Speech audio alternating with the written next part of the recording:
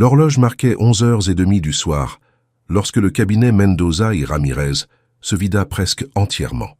Seules les lumières du 42e étage restaient allumées, là où Thomas Mendoza relisait les derniers documents de la journée. Sur son bureau s'empilaient des dossiers contenant des contrats internationaux, tandis que sur l'écran de son ordinateur clignotait un courriel non ouvert. Il l'ignora pour l'instant. Dehors, la ville de Mexico continuait de vivre, les voitures scintillant sous la pluie qui tombait depuis des heures. Dans le couloir, les pas légers de Luz Martinez résonnaient avec un écho. Elle poussait son chariot de nettoyage comme chaque nuit, la tête haute et les vieux écouteurs qu'elle utilisait pour écouter des cours enregistrés de droit du travail. Elle avait appris à travailler et à étudier en même temps. Cette nuit-là, cependant, quelque chose pesait différemment. L'entreprise se préparait à signer un contrat de plusieurs millions avec un fonds étranger accusé d'exploiter des travailleurs dans les maquilas du Nord. Luz avait entendu des fragments de cette négociation en nettoyant. Elle savait que cet accord n'était pas seulement discutable, mais aussi dangereux. Elle garda le silence, comme toujours, mais à l'intérieur d'elle-même, quelque chose se remuait. Pendant qu'elle nettoyait les vitres du couloir principal, elle entendit des rires provenant de la salle de réunion. C'étaient les associés qui célébraient la signature imminente. Parmi eux, Thomas Mendoza, impeccable, un verre de vin à la main. En la voyant, il s'arrêta un instant. « Toujours là, Martinez ?» demanda-t-il sans abandonner son ton distant. « Je termine dans quelques minutes, monsieur », répondit-elle sans le regarder. Il hocha la tête, mais avant de rentrer dans la salle, il ajouta « Assurez-vous que tout soit brillant. Demain, nous aurons des journalistes ici. » Luz avala sa salive. « Brillant, pensa-t-elle. Brillant comme les mensonges légaux qui cachaient l'exploitation de centaines de familles. » Quand il disparut derrière la porte, elle appuya son front contre la vitre et murmura « Un jour, je ne nettoierai pas seulement vos sols, je nettoierai aussi votre conscience. » Des heures plus tard, lorsque le bâtiment fut vide, elle s'assit sur un banc du couloir et sortit son vieil ordinateur portable. Elle avait copié un fragment du brouillon du contrat qu'elle avait trouvé parmi les papiers jetés. Elle le lut avec attention, avec la curiosité de celle qui cherche la vérité. Et elle la trouva. Une clause ambiguë, presque invisible, libérait le fonds d'investissement de toute responsabilité concernant les conditions de travail de ses fournisseurs. Si le cabinet approuvait cette signature, il légitimerait un abus. Elle sentit un frisson. Elle ne savait pas si elle devait le dénoncer. Elle pouvait perdre son emploi. Mais sa conscience ne lui permettait pas de se taire. Le lendemain matin, Thomas Mendoza arriva avant l'aube. Son assistante lui remit une feuille anonyme qu'on avait glissée sous sa porte. « Revoyez la clause 8.3. Ce n'est pas éthique, ce n'est pas légal. » Il fronça les sourcils, irrité. « Qui a laissé ça ?» demanda-t-il. « Nous ne savons pas, monsieur. La caméra du couloir ne fonctionne pas depuis hier. » Thomas jeta la note sur son bureau. Il n'avait pas le temps pour des jeux, mais quelque chose en lui l'inquiéta. Le même après-midi, lors de la révision finale, il remarqua effectivement que la clause 8.3 contenait une grave erreur. S'il signait ainsi, le cabinet serait complice de violation du travail. Il annula la réunion et ordonna de tout revoir. Les associés protestèrent, mais il ne céda pas. Cette nuit-là, en pensant à qui avait pu découvrir ce détail, son esprit revint à la seule personne qui semblait toujours être là sans que personne ne la remarque, la femme qui nettoyait son bureau. 3 jours plus tard, la rumeur se répandit. La signature avait été reportée et Thomas Mendoza s'était disputé avec le fonds étranger. Certains le considéraient comme un héros de l'éthique d'entreprise, d'autres un fou pour risquer des millions. Mais personne ne savait qui l'avait alerté. Personne sauf Luz, qui continuait de pousser son chariot comme si de rien n'était. Jusqu'à ce qu'un après-midi, la chef du nettoyage l'informe que le directeur voulait la voir dans son bureau.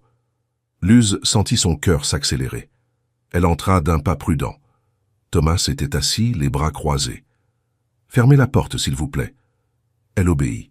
« Savez-vous pourquoi je vous ai fait appeler ?»« Non, monsieur, » répondit-elle d'une voix ferme. Il l'observa quelques secondes, essayant de lire son visage. « La caméra de sécurité du couloir montre quelqu'un glissant une note sous ma porte. La taille, les cheveux, cela correspond à vous. » Luz serra les mains. Elle n'allait pas mentir. « Oui, c'était moi. Je l'ai fait parce que c'était la bonne chose à faire. » Thomas se pencha en avant. Vous rendez-vous compte de la gravité de cela? Examiner des documents internes, intervenir sans autorisation, je pourrais vous licencier sur le champ. Alors faites-le, répondit-elle sans trembler. Mais avant, regardez la date de cette clause. La signature aurait détruit votre réputation. Vous le savez. Il y eut un silence tendu. Les yeux bleus de Thomas perdirent leur dureté un instant. « Comment l'avez-vous su » demanda-t-il enfin. « J'ai lu le brouillon dans la poubelle, » dit Luz avec honnêteté. « Cela ne justifie rien. »« Non, mais cela évite un crime, » répondit-elle. Thomas resta muet. Il avait passé des années à construire une image de perfection, mais cette jeune femme devant lui l'avait désarmé d'une seule phrase. « Vous avez de la chance que j'aime les gens courageux, » dit-il enfin. « Je ne vous licencierai pas, mais je veux vous voir dans mon bureau demain à 8 heures. Pourquoi? Pour parler de droit du travail. Si vous allez me corriger, faites-le au moins avec des fondements. » Cette nuit-là, Luz ne dormit pas. Son esprit tournait entre peur et espoir. Elle se prépara comme pour un examen. Elle lut des articles, consulta des traités, écrivit des notes. Quand elle arriva le lendemain, Thomas l'attendait déjà avec une pile de documents sur la table. « Expliquez-moi pourquoi vous pensez que cette clause est illégale, » dit-il. Luz inspira profondément, parce qu'elle viole le principe de responsabilité solidaire prévu à l'article 13 de la Loi fédérale du travail. Si une entreprise bénéficie de la main-d'œuvre sous-traitée, elle répond aussi de ses conditions. Thomas l'écoutait attentivement, surpris par sa clarté. « Où avez-vous appris cela ?»« Dans la vie, monsieur, et dans quelques vieux livres de la bibliothèque publique. »« Curieux, » murmura-t-il. « J'ai étudié à Libéraux et je ne l'expliquerai pas aussi bien. » Pendant 1 heure, ils débattirent de loi, d'éthique et de pouvoir. À la fin, Thomas s'adossa dans son fauteuil. « Vous avez du talent, Martinez, et du caractère, mais dans cet endroit, cela peut être dangereux. »« Alors je devrais être dangereuse, » répliqua-t-elle. Il sourit légèrement. « Revenez demain. Je veux que vous revoyiez un autre cas avec moi. » C'était le début de quelque chose qu'aucun d'eux n'imaginait. Pendant des semaines, Luz commença à venir au cabinet le matin, non comme employée de nettoyage, mais comme assistante informelle. Elle relisait les contrats, signalait les erreurs, discutait des idées. Les autres la regardaient avec méfiance, mais Thomas ne se laissait pas influencer. Il avait découvert en elle une lueur qu'il ne trouvait pas chez les jeunes avocats diplômés d'universités coûteuses. Un vendredi soir, alors qu'ils relisaient un document ensemble, Thomas observa ses mains pleines de petites cicatrices. « Vous travaillez trop, » commenta-t-il. « Je n'ai pas le choix, » répondit Luz sans lever les yeux. « Vous pourriez l'avoir, dit-il. Je pense à créer un programme de bourse interne pour le personnel non juridique. Cela pourrait commencer avec vous. » Luz le regarda incrédule. « Je n'ai pas besoin de charité. »« Ce n'est pas de la charité, » répondit-il calmement. « C'est un investissement. Vous voyez ce que les autres ne voient pas. Et cela vaut plus qu'un diplôme. Et si les associés ne sont pas d'accord? Alors ils ne seront plus mes associés longtemps, » dit-il fermement. Pour la première fois, elle vit de l'humanité derrière son arrogance. Cette même nuit, en rentrant chez elle, Luz trouva sa mère toussant fortement. Les médicaments étaient épuisés. Tout l'argent qu'elle avait allait dans le loyer et les transports. Elle ouvrit son portefeuille vide et sentit le poids du monde sur ses épaules. Elle pensa à l'offre de Thomas. Peut-être était-ce sa seule chance. Mais quelque chose la retenait, la peur de dépendre de quelqu'un qui représentait tout ce qu'elle détestait. Le lendemain, cependant, la décision se prit d'elle-même. Sa mère fut hospitalisée d'urgence. Luz passa la nuit dans la salle d'attente, seule, avec les papiers d'admission entre les mains. À ce moment, son téléphone vibra. C'était un message de Thomas. « J'ai besoin de vous voir. Urgent. » Elle répondit. « Je suis à l'hôpital San Felipe. Je ne pourrai pas venir aujourd'hui. » Quelques minutes plus tard, il apparut là, sans costume, sans escorte, seulement avec un regard sérieux. « Que s'est-il passé ?»« Ma mère, » murmura Luz. « Je n'ai pas de quoi payer. » Thomas lui tendit une enveloppe. « Considérez cela comme un prêt. Vous n'avez pas à me remercier. »« Je ne peux pas l'accepter, dit-elle. Je ne veux rien vous devoir. »« Vous ne me devez rien. Mais si votre mère meurt, votre orgueil ne me servira à rien non plus, » répondit-il d'une voix grave. Elle le regarda avec des larmes contenues. Finalement, elle prit l'enveloppe. Cette nuit-là, pendant que sa mère dormait branchée à un moniteur, Luz ouvrit l'enveloppe. Il n'y avait pas d'argent, seulement une lettre écrite à l'encre bleue. « Tout ce qui se nettoie n'est pas sale. Certains sols reflètent le ciel parce que quelqu'un a décidé de ne pas abandonner. Si vous continuez à croire en la justice, je vous promets que vous ne marcherez pas seul. » 2 semaines après l'épisode à l'hôpital, la vie de Luz Martinez avait changé. Sa mère se rétablissait lentement, et le cabinet Mendoza et Ramirez avait lancé un nouveau programme de formation juridique interne. Il l'appelait « Initiative Équité ». En théorie, il visait à intégrer des talents sans connexion ni titre prestigieux. En pratique, personne ne croyait que c'était plus qu'un geste de relations publiques. Personne sauf Tomás Mendoza, qui chaque matin suivait les progrès du projet avec un intérêt inhabituel. Depuis qu'il avait rencontré Luz, sa façon de voir le droit avait changé. Il ne pensait plus seulement à gagner, mais à mériter. Un matin, alors qu'elle nettoyait les baies vitrées du 42e étage, sa chef s'approcha d'elle avec une enveloppe. « Martinez, les ressources humaines veulent vous voir. »« Moi ?» demanda-t-elle, surprise. « C'est ce qu'ils disent. » Luz descendit le cœur battant. La salle était pleine de dossiers, de papiers et d'une femme en tailleur beige qui leva à peine les yeux. « Mademoiselle Martinez, sur instruction du directeur Mendoza, vous avez été sélectionnée pour participer au programme Initiative Équité. Cela signifie que je quitte mon travail ? Pour l'instant, vous conserverez les 2 fonctions, mais vous assisterez à des cours internes 3 fois par semaine. Si vous démontrez des compétences, vous pourriez obtenir un poste administratif. »« Merci, » murmura-t-elle. La femme sourit à peine. « Ne me remerciez pas. Remerciez le destin. » Au cours des mois suivants, Luz divisa sa vie entre nettoyer les sols et étudier le droit la nuit. Elle s'asseyait dans la bibliothèque du cabinet après son service, entourée de livres et de tasses de café froid. Parfois, Tomás passait par là, feignant de chercher quelque chose. « Vous ne dormez jamais ?» demandait-il avec un léger sourire. « Pas tant qu'il existera des contrats injustes, » répondait-elle. Il riait et laissait sur la table un livre de jurisprudence récente. C'était sa façon d'aider sans l'admettre. Avec le temps, le respect mutuel se transforma en complicité. Ils discutaient de cas, partageaient des anecdotes, se permettaient même des silences confortables. Mais le monde extérieur ne pardonnait pas. Un après-midi, lors d'une réunion des associés, le licencié Grimaldo éleva la voix. « Mendoza, cela devient hors de contrôle. La presse parle plus de ta prodige du nettoyage que du cabinet. Que crois-tu que nous soyons ? Une école publique. » « Nous sommes un cabinet avec des principes, » répondit Tomás, « et je ne m'excuserai pas de reconnaître le talent. » Sofia del Valle, son ancienne compagne et associée principale, l'observait avec un demi-sourire. « Le talent ne se mesure pas avec des balais, Tomás.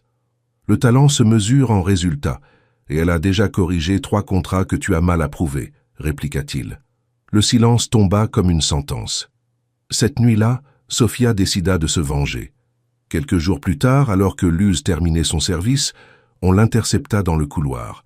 « Bel avancement, Martinez, » dit Sofia d'une voix venimeuse. « Je n'ai pas avancé, » répondit Luz. « Je n'apprends que. » « Bien sûr, en apprenant du patron. Quelle inspiration! Tu devrais écrire un livre. » Luz baissa les yeux, évitant de tomber dans les provocations. Mais Sofia se rapprocha. « Un conseil, quand on monte trop vite, la chute fait plus mal. »« Merci, licenciada, » dit-elle avec sérénité. « Mais je sais déjà ce que c'est de tomber. » La rumeur se répandit dans tout le bâtiment, l'employé du directeur. Certains la regardaient avec mépris, d'autres avec envie. Luz résista en silence. Mais un matin, en arrivant, elle découvrit que son casier était couvert de notes anonymes, grimpeuses, favorites, hypocrites. Tomás le remarqua sur son visage quand elle entra dans son bureau. « Qui a fait ça ?» demanda-t-il. « Peu importe, » répondit-elle. « Je suis habitué à nettoyer les ordures des autres. » Il serra les poings. Le même après-midi, il ordonna une réunion avec tous les employés. Devant toute l'équipe, il déclara « Toute personne qui croit que l'excellence dépend du nom de famille est au mauvais endroit. Et si vous ne supportez pas de voir quelqu'un gagner sa place par l'effort, vous pouvez partir. » Personne ne bougea. Luz, au fond, sentit une boule dans la gorge. Pour la première fois, quelqu'un la défendait sans lui demander la permission. Mais la paix dura peu. Sofia et Grimaldo conspirèrent pour saboter le nouveau programme. Ils manipulèrent des rapports, filtrèrent des données, et bientôt la presse publia un titre explosif. Mendoza y Ramirez sous enquête pour favoritisme envers du personnel interne sans formation juridique. Le scandale éclata. Les associés exigèrent des explications. Thomas fut convoqué à une audience interne. Quand il arriva, tous l'attendaient avec des visages tendus. « C'est un piège, dit-il. »« Peut-être, » répondit Grimaldo, « mais la réputation du cabinet est en jeu. Si tu ne suspends pas le programme, nous te rendrons responsable. » Thomas regarda le document sur la table. C'était une lettre de suspension définitive. Il inspira profondément. « Je ne la signerai pas. Si je dois choisir entre ma réputation et ma conscience, je choisis la conscience. »« Alors tu es dehors ?» dit Sofia. Cette même nuit, Thomas fit ses cartons. Luz le trouva dans son bureau, assis parmi les boîtes. « Que s'est-il passé ?» demanda-t-elle alarmée. « J'ai perdu mon poste, » répondit-il sereinement. « À cause de moi, à cause de ma décision, » l'interrompit-il. « Je ne le regrette pas. »« Que vas-tu faire ?»« Recommencer, mais pas sans toi. »« Comment ?»« Je vais ouvrir un nouveau cabinet, sans hiérarchie absurde, un endroit où le droit serve à défendre, pas à humilier. Je veux que tu viennes avec moi. » Luz hésita quelques secondes, mais sa réponse fut ferme. « J'y vais. » Dans les semaines qui suivirent, tous deux travaillèrent sans relâche. Ils louèrent un petit bureau dans un vieux bâtiment de la Colonia Roma. Murs nus, meubles donnés, mais un objectif clair. Ils l'appelèrent « Lex Humanum ». Au début, personne ne les prenait au sérieux. Mais le premier cas qu'ils prirent changea tout. La défense d'un groupe de couturières licenciées sans indemnité. Luz rédigea la plainte. Thomas les représenta en audience. Quand le juge trancha en leur faveur, le nom « Lex Humanum » apparut dans les journaux. L'ex-directeur millionnaire qui a renoncé au pouvoir pour lutter pour les travailleurs. Au fond, Thomas savait que la véritable protagoniste était elle. À chaque cas gagné, le respect grandissait. Mais les pressions aussi. Les grandes entreprises, qui étaient autrefois clientes du cabinet, commencèrent à les boycotter. Certains investisseurs retirèrent leur soutien. Pourtant, ils ne cédèrent pas. Une nuit, alors qu'il relisait des dossiers, Thomas s'arrêta. « Avez-vous déjà pensé que nous serions ici ?»« Jamais, » dit Luz. « Mais je ne changerai rien. » Il la regarda avec un mélange de gratitude et de quelque chose de plus profond. « Vous m'avez rendu quelque chose que je croyais perdu. » « Quoi ?»« La foi. La foi en la justice ou en les gens ? Les deux. » Les mois passèrent. Lex Humanum gagna en reconnaissance. Luz fut invité à donner des conférences sur l'éthique du travail et Thomas refusa les invitations des anciens associés pour revenir. Mais le destin capricieux avait une autre épreuve en réserve. Un incendie détruisit une partie du bâtiment. Les dossiers furent perdus, les équipements inutilisables. Tout leur travail semblait effacé. Cette nuit-là, debout devant les ruines, Luz pleura pour la première fois depuis des années. « Nous avons tout perdu, dit-elle entre ses sanglots. Thomas la serra fermement. « Pas tout. Tant que nous aurons ce qui nous a amenés ici, nous pourrons reconstruire. » Elle le regarda, les yeux brillants entre les larmes. « Et qu'est-ce qui nous a amenés ici ? La vérité. Et la vérité ne brûle pas. » Avec l'aide d'anciens clients reconnaissants, ils reconstruisirent le cabinet. Cette fois plus grand, plus humain, avec une bibliothèque ouverte aux étudiants sans ressources. Luz organisa un programme de tutorat et de bourse, tandis que Thomas s'occupait de trouver du financement. 3 ans plus tard, Lex Humanum était une référence en droit du travail. Lors d'une cérémonie publique, le Congrès leur remit une distinction pour leur contribution à la justice sociale. Quand le modérateur prononça le nom de Luz Martinez, elle monta sur scène le cœur battant. « Je n'aurais jamais imaginé être ici, » dit-elle au micro. « Tout a commencé avec un ballet et un livre en français. On s'est moqué de moi, on m'a sous-estimé, mais j'ai appris que la dignité ne se demande pas, elle s'exerce, et que parfois la justice commence par nettoyer la poussière des puissants. » Dans le public, Thomas applaudissait avec fierté. Après l'événement, la presse les entoura. « Êtes-vous en couple ?» demanda une journaliste. Thomas sourit. « Nous sommes quelque chose de plus important, des compagnons de cause. Luz le regarda et sourit aussi, sans promesse vide, sans scénario romantique, seulement la certitude qu'ensemble, ils avaient changé quelque chose de réel. Cette nuit-là, dans le bureau déjà vide, Luz s'approcha de la baie vitrée. « Vous souvenez-vous quand vous m'avez dit que certains sols reflètent le ciel ?»« Bien sûr, » répondit Thomas. « Je crois que nous voyons enfin ce reflet. » Il s'approcha à ses côtés. « Et dire que tout a commencé avec une note anonyme. » Elle sourit. Elle n'était pas anonyme, seulement écrite avec peur. Il la regarda avec tendresse. Et maintenant sans peur. Exactement. Le lendemain matin, ils trouvèrent à la porte du cabinet un vieux balai et une note.